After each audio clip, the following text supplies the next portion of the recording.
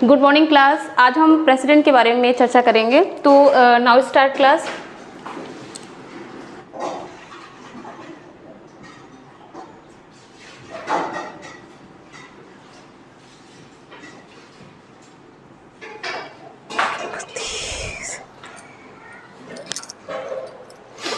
देखिए, जैसे कि जानते हो कि जो राष्ट्रपति है तो ये संसद का एक अभिन्न अंग है। तो अगर संसद की बात करी जाए तो संसद के 3 अंग होते हैं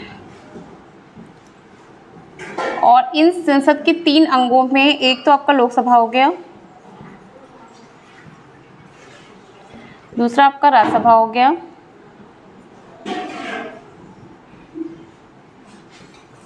और तीसरा आपका प्रेसिडेंट हो गया। तो ये 3 अंगों में प्रेसिडेंट जो है वो एक अहम भूमिका निभाता है और जो प्रेसिडेंट है इसको भारत का पहला नागरिक भी बोलते हैं। ठीक है, नागरिक वो है जिसको सारी फैसिलिटीज़ मिली होती है, साथ में वोटर कार्ड मिला होता है, आईडी प्रूफ मिला होता है, वो भारत का नागरिक होता है। भारत के नागरिक में पहली स्थिति किसकी है? प्रेसिडेंट की। ठीक है, तो प्रेसिडेंट क्या है? भारत के पहले नागरिक हैं। अब अगर हम बात करें प्रेसिडेंट की तो आपको जो अनुच्छेद 52 है, अनुच्छेद 52 ये कहता है कि एक राष्ट्रपति होगा। ठीक है, राष्ट्रपति की जो परिकल्पना है वो किस में दे रखी है? वो आपके अनुच्छेद 52 में दे रखी है। इसमें कहा गया है कि एक राष्ट्रपति होगा। अनुच्छेद 53 में कहा गया है कि इनके कार्य के लिए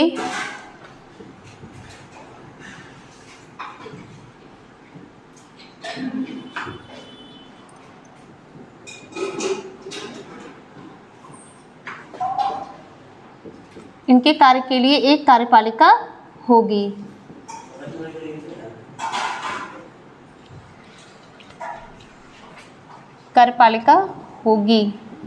ठीक है, अनुच्छेद 54 में कहा गया है, अनुच्छेद 54 इनके निर्वाचक मंडल के लिए है। अनुच्छेद 54 में क्या है? निर्वाचक मंडल। तो एक एक करके स्टार्टिंग से समझ लेंगे। पहले सबसे पहले आता है आपका अनुच्छेद 52। तो अनुच्छेद 52 में राष्ट्रपति के बारे में बोला गया है कि भारत का एक राष्ट्रपति होना चाहिए। 52 ये कहता है कि भारत का एक राष्ट्रपति होना चाहिए। राष्ट्रपति की सपोर्ट करने के लिए अनुच्छेद 53 ये कहता है कि उसके कार्य के लिए एक कार्यपालिका होगी। कार्यपालिका बोले तो इसको सपोर्ट देने के लिए मंत्रिपरिषद होगी। ठीक है, इसी कारण के लिए क्या होगी? मंत्रिपरिषद होगी। निर्वाचक मंडल के बारे में 54 में कहा गया है। तो निर्वाचक मंडल के बारे में डिस्कस करेंगे। पहले निर्वाचक मंडल में इसके कितने होते हैं? सबसे पहले होता है लोकसभा। सबसे पहले क्या होता है? लोकसभा। दूसरी होती है, दूसरा इसी में आएगा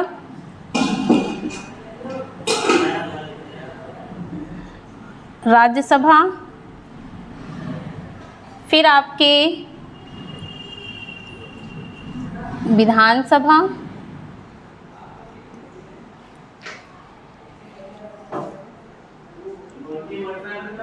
और इसी में आपके आता है दिल्ली और पुदुचेरी।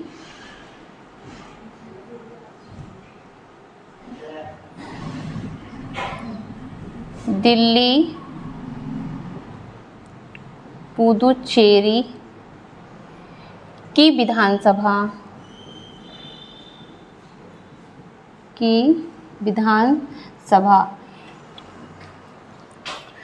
तो निर्वाचक मंडल में कौन कौन से मेंबर आते हैं? सबसे पहले लोकसभा, दूसरा राज्यसभा, विधानसभा और दिल्ली और पुदुचेरी की विधानसभाएं। ठीक है, तो ये सारे मेंबर्स इसमें पार्टिसिपेट करते हैं। लेकिन इन सारे मेंबर्स में 2 टाइप्स के मेंबर होते हैं। एक तो होते हैं नॉमिनेटेड और दूसरे होते हैं इलेक्टेड। 2 टाइप के होते हैं, एक तो होते हैं नॉमिनेटेड, दूसरे होते हैं इलेक्टेड। लेकिन सिर्फ और सिर्फ जो इसमें पार्टिसिपेट करेंगे वो आपके इलेक्टेड करेंगे, नॉमिनेटेड इसमें नहीं करेंगे, नॉमिनेटेड नहीं करेंगे। ठीक है, ओनली इलेक्टेड करेंगे। तो सारे मेंबर्स क्या करते हैं? इलेक्टेड करते हैं। आपके 70वें संविधान संशोधन, ठीक है, 70 जो संविधान संशोधन है उसके द्वारा ऐड किया गया है दिल्ली और पुदुचेरी को। ठीक है, तो ये इंपॉर्टेंट है कि कौन से संविधान संशोधन के द्वारा दिल्ली और पुदुचेरी को ऐड किया गया, तो आपका दिल्ली और पुदुचेरी को 7वें संविधान संशोधन के साथ ऐड किया गया है। अभी जो परिसीमन हुआ है उस परिसीमन के आधार पर 2026 तक यही क्रम चलेगा। ठीक है, उस आधार पे 2026 तक कैसा क्रम चलेगा, यही क्रम चलेगा। लेकिन जैसे ही 2026 के बाद में दोबारा परिसीमन होता है, उस कंडीशन में दिल्ली और पुदुचेरी के अलावा जो अभी जम्मू कश्मीर में विधानसभा बनी है उसको भी ऐड करने के चांस हो जाएंगे, क्योंकि अभी जो आपका दिल्ली और पुदुचेरी के बाद में क्या है, जम्मू कश्मीर में भी विधानसभा आ गई है। ठीक है, तो इसके बाद देखेंगे। अब आते हैं इसकी योग्यता पे।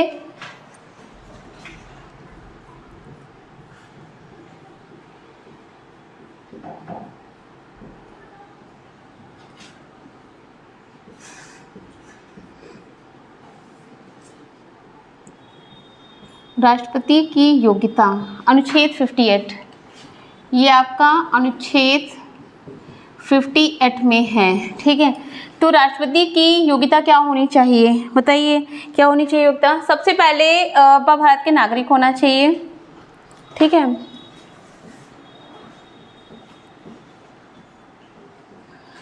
भारत का नागरिक हो। दूसरा, एज उसने एज कितनी होनी चाहिए, मिनिमम 35 ईयर होनी चाहिए। और लोकसभा का प्रत्याशी लोकसभा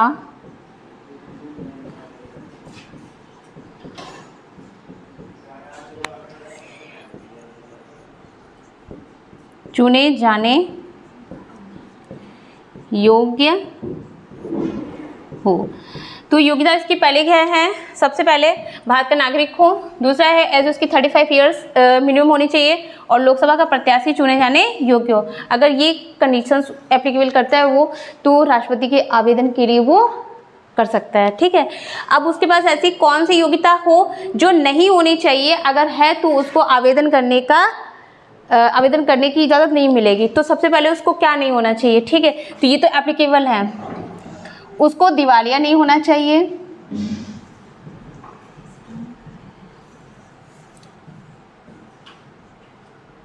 दिवालिया या भ्रष्टाचारी नहीं होना चाहिए। दूसरा, उसको क्या नहीं होना चाहिए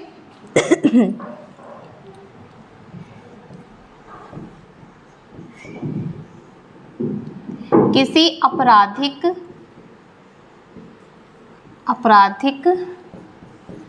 गतिविधियों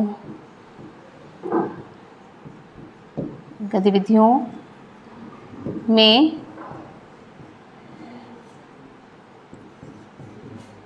लिप्त नहीं होना चाहिए। ठीक है, तो ये कंडीशंस अगर उसके अंदर हैं तो उस कंडीशन में वो अपना नामांकन नहीं कर सकता है। किसके लिए, राष्ट्रपति के पद के लिए नहीं कर सकता है। ठीक है, पहले ये सारी क्वालिटीज तो उसके अंदर होनी चाहिए। भारत का प्रत्याशी के लिए नागरिक होना चाहिए, 35 ईयर्स एज होनी चाहिए, लोकसभा का प्रत्याशी चुने जाने योग्य होना चाहिए। राज्यसभा का प्रत्याशी सिर्फ राज्यसभा का जो सभापति होता है, जैसे उपराष्ट्रपति, उसके लिए एप्लीकेबल है, बाकी इसके लिए लोकसभा का है। अगर उसके पास ऐसी कोई क्वालिटीज़ हैं तो उस कंडीशन में वो अपना पद के लिए दावेदारी नहीं कर सकता है। ठीक है, कौन कौन सी, सबसे पहले दिवालिया बोले तो उसके पास उसके ऊपर लोनिंग नहीं होनी चाहिए, मतलब किसी भी बैंक का लोन नहीं होना चाहिए। ठीक है, और भ्रष्टाचारी का मतलब है कि भ्रष्टाचारी में प्रत्येक वो वर्ड आ जाता है जिसके तहत उसका चरित्र जो होता है वो करप्टेड होता है। भाई भतीजावाद नहीं होना चाहिए, चरित्र खराब नहीं होना चाहिए, रिश्वतखोरी नहीं करना चाहिए। ठीक है, किसी भी भ्रष्टाचार की कोई भी गतिविधियों से लिप्त नहीं होना चाहिए। ठीक है, और ये आपराधिक गतिविधियों में नहीं होनी चाहिए। क्लियर, इसके बाद देखेंगे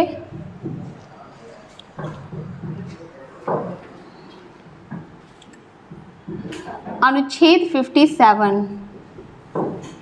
अनुच्छेद 57 ये बोलता है कि कोई भी राष्ट्रपति 1 से 2, 2 से 3 और 3 से 4 मैक्सिमम कितने भी टाइम ड्यूरेशंस के लिए वो चुना जा सकता है। ठीक है, कोई बाउंडेशंस नहीं है कि एक बार बन गया है तो दोबारा नहीं बनेगा, 2 बार बन गया है तो दोबारा नहीं बनेगा। राजेंद्र प्रसाद 2 बार बने हैं 5-10 साल की ड्यूरेशंस के लिए, और सेम ऐसे ही अगर वो आगे भी होते तो उसके बाद में 15 भी हो सकते थे, 20 भी हो सकते थे, कितने भी बार बने रहेंगे, क्योंकि अनुच्छेद 57 कहता है कि पुनर्निर्वाचन की गतिविधियां भारत के अंदर लिप्त हैं। ठीक है, जैसा कि अमेरिका में नहीं होता है, वहाँ पे 2 टाइम्स के लिए बनते हैं, लेकिन भारत में किसी भी समय टाइम ड्यूरेशंस के लिए बन सकते हैं।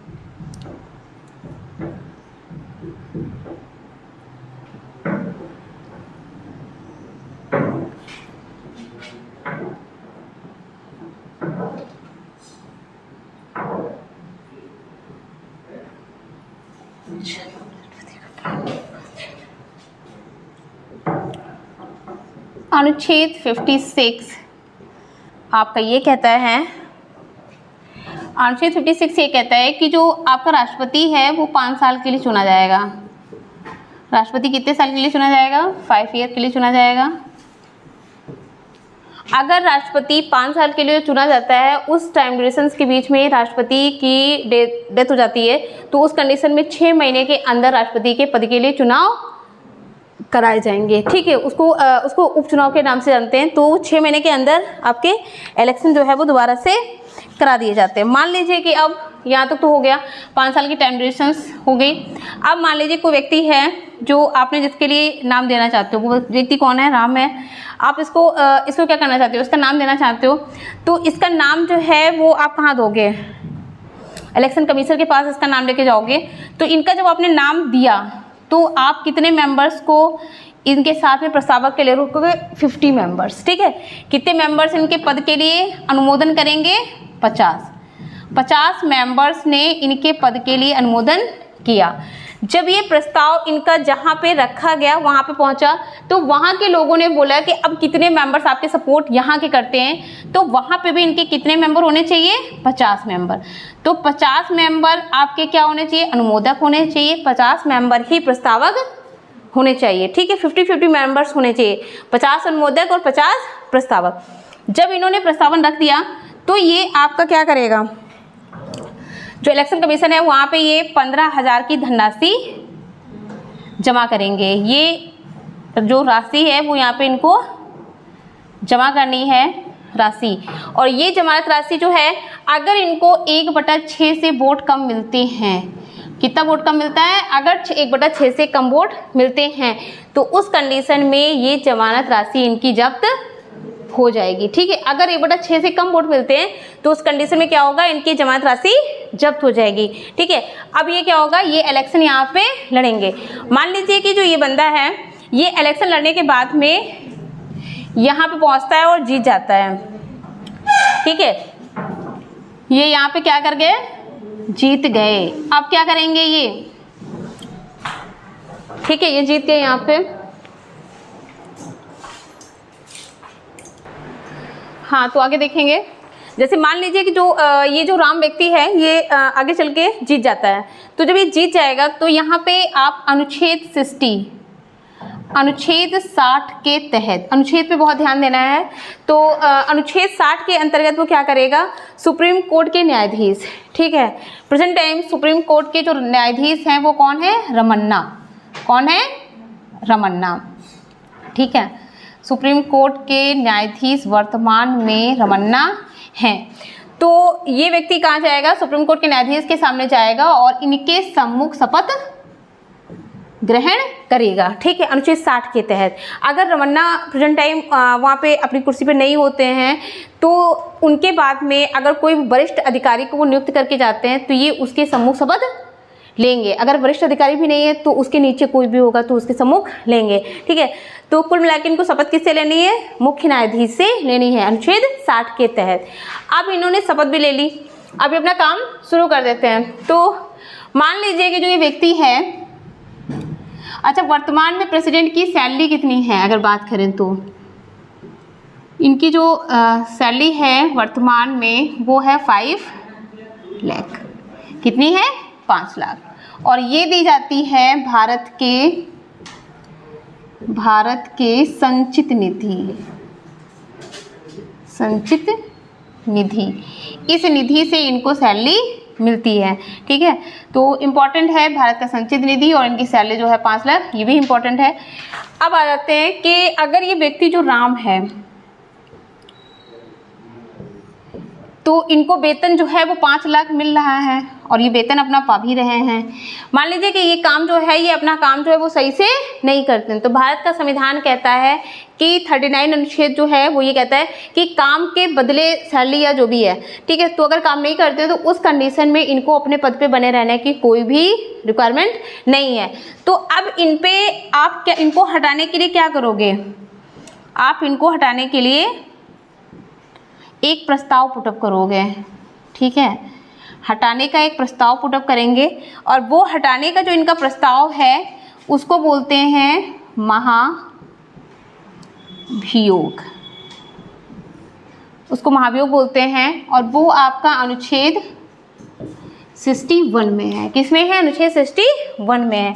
तो ये आप महाभियोग जो है पुटअप करेंगे और ये आपका अनुच्छेद 61 में है। ठीक है, तो अनुच्छेद 61 के तहत आप क्या करोगे, इनके लिए महाभियोग लगा दोगे। अब महाभियोग की जो प्रक्रिया होगी वो आप कैसे करोगे, महाभियोग की जो प्रक्रिया है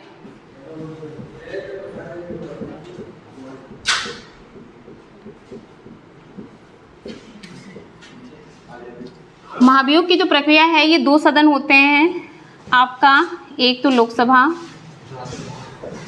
और दूसरा आपका राज्यसभा। लोकसभा के 1/4 मेंबर्स, इसके भी 1/4 मेंबर्स, दोनों का 2/3 मेंबर, दोनों का 2/3 मेंबर। हाँ, तो देखते हैं, जैसे अगर महाभियोग लगा रहे हो तो अगर लोकसभा में पुटअप किया है तो वहाँ पे 1/3 मेंबर्स के हस्ताक्षरित प्रस्ताव के द्वारा, इसको 1/4 मेंबर्स के द्वारा यहाँ पे पुटअप करके जब ये बच्चे ये यहाँ पे लोग हस्ताक्षर कर देंगे तो वो प्रस्ताव हम कहाँ पे पुटअप करेंगे, वो प्रस्ताव यहाँ से उठाएंगे और वो प्रस्ताव हम यहाँ पे पुटअप कर देंगे।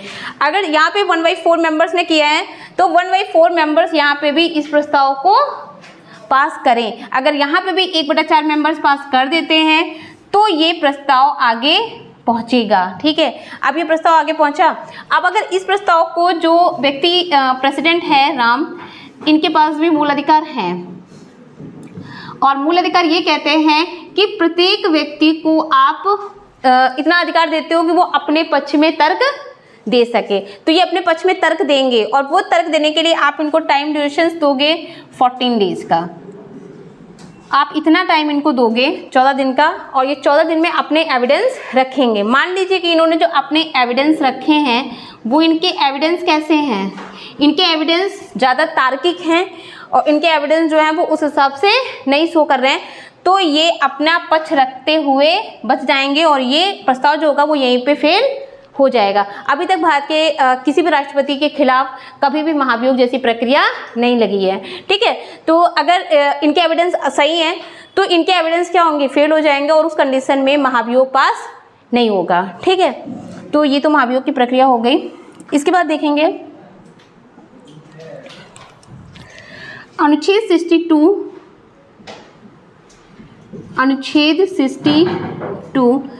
आपका अनुच्छेद 62 ये कहता है कि अगर जो आपके ये राम हैं ये अपने पद पे, मान लीजिए कि अपने पद पे ही एक्सपायर हो जाते हैं, ठीक है, या अपने पद पे ही अपने पद को छोड़ देते हैं, ठीक है, रिज़ाइन दे देते हैं, तो ये अपना पद क्या है, या तो अपना पद छोड़ दें या इस्तीफा दे दें या फिर इनकी मृत्यु हो जाए।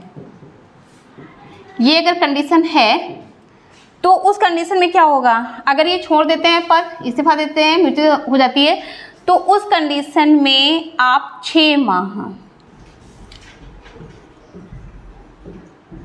माह के अंदर दोबारा से क्या कराएंगे, इलेक्शन कराएंगे। ठीक है, अगर ये अपने पद के बीचों बीच में ये पद छोड़ देते हैं, इस्तीफा दे देते हैं या मृत्यु हो जाती है, तो उस कंडीशन में 6 माह के अंदर हमें दोबारा इलेक्शन कराने होंगे। इसके बाद देखेंगे अनुच्छेद आपका 59, अनुच्छेद 59 में इनका वेतन है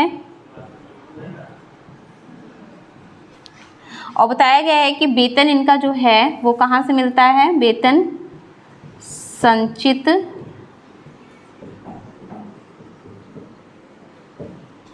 निधि से प्राप्त। अनुच्छेद 59 में वर्णन किया गया है कि इनका वेतन कहाँ से मिलेगा, भारत की संचित निधि से। अनुच्छेद कौन सा है, 59। इसके बाद देखेंगे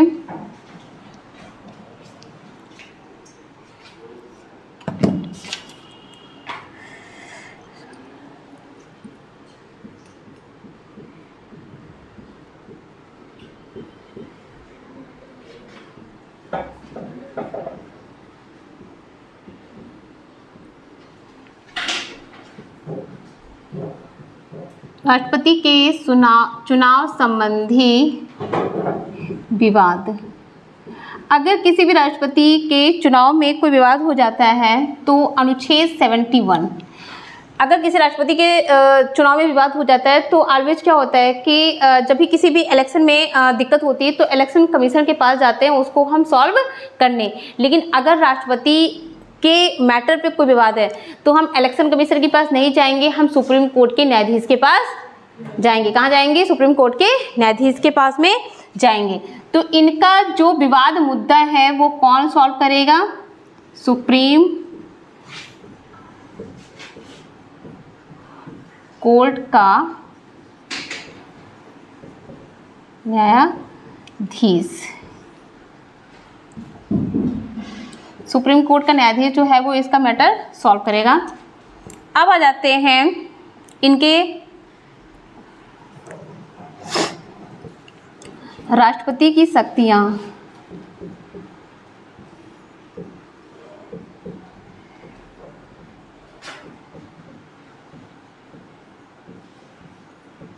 राष्ट्रपति की शक्तियां देखेंगे।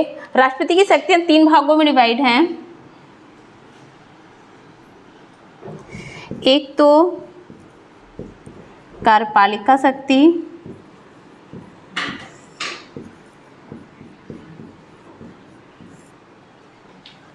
दूसरी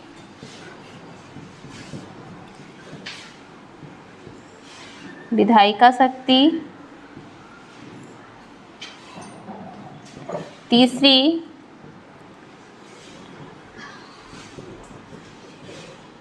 न्यायपालिका शक्ति। तो जो राष्ट्रपति हैं इनकी शक्ति 3 भागों में डिवाइड है। सबसे पहले कार्यपालिका, विधायिका और न्यायपालिका। वन बाय वन हम सबको देखेंगे। तो सबसे पहले स्टार्टिंग हम कार्यपालिका शक्ति से करते हैं।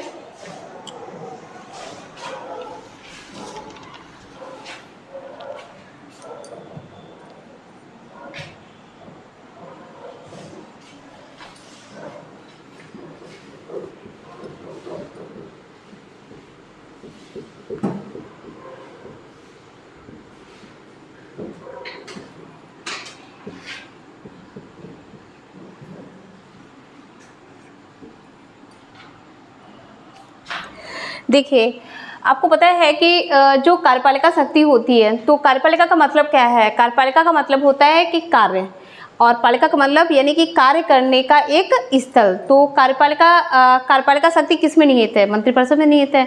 तो इसके तहत वो क्या करेगा? इसके लिए वो सबसे पहले मंत्रिपरिषद का गठन करेगा, और मंत्रिपरिषद का गठन करने के बाद में पीएम को गठित करेगा। पीएम के बाद में उनके जितने भी विभाग हैं, जैसे कैबिनेट वगैरह हैं, उनको क्या करेगा? उनको अपॉइंट करेगा। तो सबसे पहले कार्य करने के लिए उसको पीएम की नियुक्ति करनी है, और पीएम की नियुक्ति करने के साथ में उसको मंत्रिपरिषद का गठन करना है। ठीक है, तो कार्यपालिका में सबसे पहले समझना है कि कार्य कौन करेगा। कार्यपालिका को सबसे पहले क्या समझना है? जब हम यहाँ पे विधायिका लेते हैं तो विधायिका का मतलब क्या होता है? विधान बनना, विधान बनना। कार्यपालिका का मतलब होता है कार्य करना। आपको पता है कि जो राष्ट्रपति है वो आपका नाम मात्र का प्रधान है। राष्ट्रपति क्या है? नाम मात्र का प्रधान है। अगर कोई नाम मात्र का प्रधान होता है तो उस कंडीशन में कार्य उसके नाम से होते हैं, कार्य करने वाला बंदा कोई और होता है। ठीक है, अगर ऐसी कंडीशन होती है तो काम उसके नाम से होते हैं लेकिन काम करने वाला बंदा कोई और होता है। तो अब हमको वो बंदा ढूंढना है जो कार्य कर रहा है। अब वो बंदे को ही ढूंढेंगे पहले और उस बंदे को बीच में लेके आएंगे। काम वो कर रहा है लेकिन सिर्फ इनके साइन होने। तो अब ये पहले इनका काम क्या है? जैसे ही पद पे आए इन्होंने वो बंदा ढूंढ लिया कि वो काम करेगा, क्योंकि काम तो उसी के नाम से करना है। तो वो व्यक्ति क्या है? वो ये क्या करेंगे? पहले ये पीएम की नियुक्ति करेंगे। ठीक है, ये क्या करेंगे? पीएम की नियुक्ति करेंगे। किस अनुच्छेद के तहत करेंगे? अनुच्छेद 75। ठीक है, इसके बाद क्या करेंगे? ये पीएम की नियुक्ति के बाद में ये मंत्री परिषद का गठन करेंगे। मंत्री परिषद का गठन करेंगे। ठीक है, और ये मंत्री परिषद जो है ये किस अनुच्छेद के तहत गठन करेंगे? अनुच्छेद 74। ठीक है, अब ये चीज हो गई। तो पीएम को जब इन्होंने पीएम को नियुक्त इन्होंने किया तो इनके पास कंडीशंस क्या थी कि लोकसभा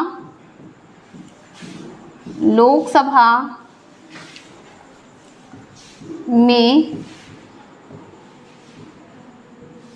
बहुमत प्राप्त दल। ठीक है, अब ये जो इन्होंने 74 मेंबर्स नियुक्त किए, इन 74 मेंबर्स में आपके 50% से अधिक नहीं होना चाहिए। ठीक है, ये आपका जो मंत्रिपरिषद है वो कितना नहीं होना चाहिए? 50% से अधिकतम नहीं होना चाहिए। किससे? तो लोकसभा से। किससे नहीं होना चाहिए? या तो एक मिनट, या तो लोकसभा है या फिर आपकी राज्यसभा। इन दोनों में से 15% से ज़्यादा नहीं होना चाहिए, यानी इतना ही होना चाहिए। अब मान लीजिए कि जो 15% इन्होंने मैक्सिमम यहाँ पे बंदे चूज किए हैं, वो बंदे इनको कौन है? जो ये राम है, इनको इनके साथ में कोई दोस्त इनका काम करता था जिसका नाम क्या था? जो मोहन था। ठीक है, मोहन था और कोई लड़का और है जिसका नाम है श्याम। ये दोनों ही बहुत इंटेलिजेंट हैं और ये चाहते हैं कि ये दोनों हमारे मंत्रिपरिषद में आ जाएं। तो उस कंडीशन में क्या करेंगे? इनका नाम जो है वो प्रेसिडेंट को देंगे। इनका नाम किसको देंगे? प्रेसिडेंट को देंगे। और ये प्रेसिडेंट क्या करेंगे? इनको बोलेंगे कि आपको 6 महीने के अंदर इसकी सदस्यता ग्रहण करनी है। ये बोलेंगे प्रेसिडेंट इनसे कि आपको 6 महीने की सदस्यता, 6 महीने के अंदर आपको इलेक्शन कराने होंगे और उन इलेक्शन के द्वारा आप या तो इसमें चले जाओ या फिर आप इसमें चले जाओ। ठीक है, तो ये इलेक्शन कराएंगे और इलेक्शन के बाद या तो इसमें चले जाएंगे या फिर इसमें, किसी एक में ये 6 महीने के अंदर इलेक्शन करा के अपना पद ग्रहण कर लेंगे। अगर 6 महीने के अंदर ये इन दोनों में से किसी में भी अपना पद ग्रहण करने में कामयाब नहीं होते हैं तो उस कंडीशन में इन दोनों को अपना अपना पद छोड़ना पड़ जाएगा। क्लियर है? ठीक है, तो ये तो पहले ज्वाइनिंग हो गई। अब इसके बाद देखेंगे केंद्र लेवल पे जितनी भी नियुक्तियां होती हैं। ठीक है, अच्छा, जो आपकी मंत्री परिषद है ये अनुच्छेद मंत्री परिषद अनुच्छेद 78 के द्वारा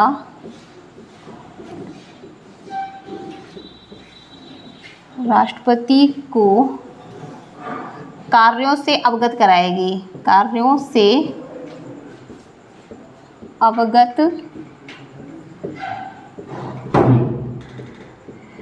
कराएगी। ठीक है, तो कार्यों से अवगत कौन कराएगा? अनुच्छेद 78। इसके अलावा आपके जो राष्ट्रपति हैं ये किसकी किसकी नियुक्ति करते हैं, ये बहुत इंपॉर्टेंट है। तो जितने भी राज्यपाल है इनकी नियुक्ति करते हैं। महान्यायवादी इनकी नियुक्ति करते हैं।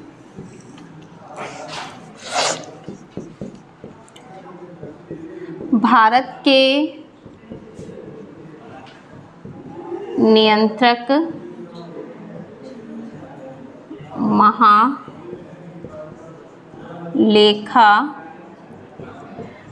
परीक्षक इनकी नियुक्ति करते हैं।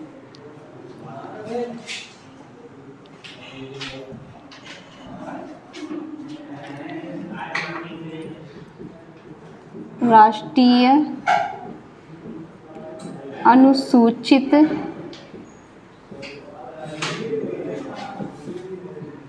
जाति आयोग के अध्यक्ष की नियुक्ति करते हैं।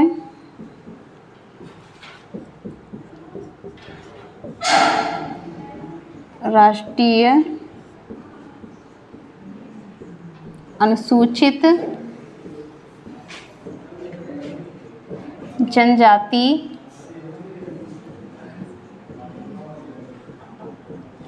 आयोग के अध्यक्ष की नियुक्ति करते हैं।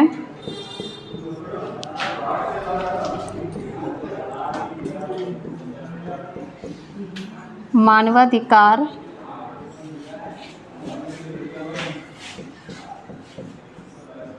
आयोग के अध्यक्ष की नियुक्ति करते हैं।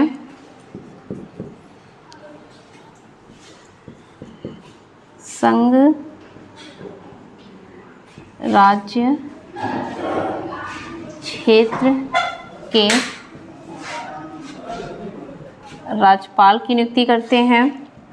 देख लेंगे, सबसे पहले राष्ट्रीय अनुसूचित जनजाति आयोग के जो हेड हैं उनकी नियुक्ति कर रहे हैं। जनजाति आयोग है इनके, मानवाधिकार आयोग के अध्यक्ष की, और संघ राज्य क्षेत्रों के जो राज्यपाल होते हैं इनकी नियुक्ति।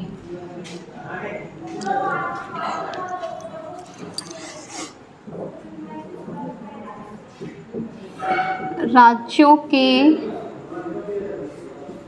न्यायाधीश की नियुक्ति तथा सर्वोच्च न्यायालय के न्यायाधीश की नियुक्ति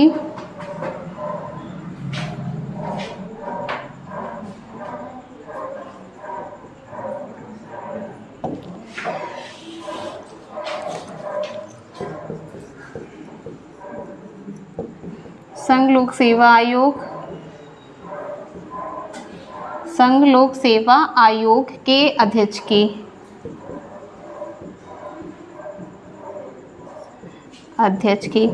तो ये इनका जो कार्यकारी कार्य है, तो उसके अंतर्गत ये जितनी भी केंद्र स्तर पर नियुक्तियां होती हैं उनकी नियुक्तियां ये करते हैं। ठीक है, तो इसमें आज के टॉपिक में कार्यकारी शक्तियों तक ही टॉपिक रखेंगे, और नेक्स्ट टॉपिक कल के टर्न में हम विधायिका पढ़ेंगे और न्यायपालिका पढ़ेंगे। ठीक है, तो इतना ही रखेंगे।